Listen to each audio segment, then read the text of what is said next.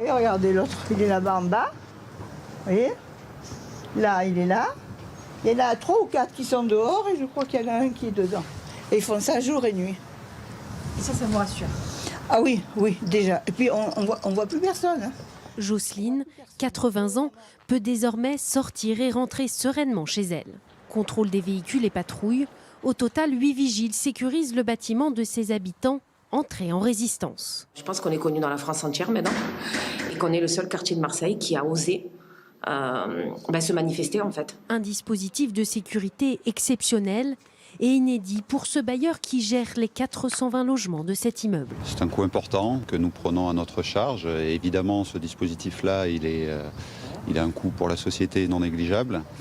Mais à ce stade, en tout cas, on l'assume.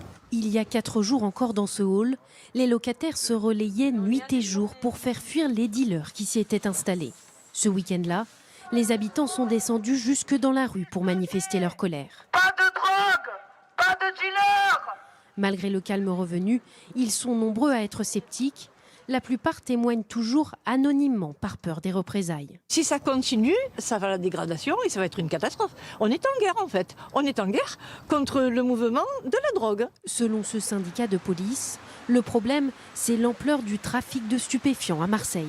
Ils ont fait preuve de beaucoup de courage. Ce n'est pas la solution en tout cas dans beaucoup d'autres endroits de Marseille puisqu'on répertorie à peu près 160 points de vente de stupéfiants sur Marseille. Donc c'est très clairement compliqué à régler.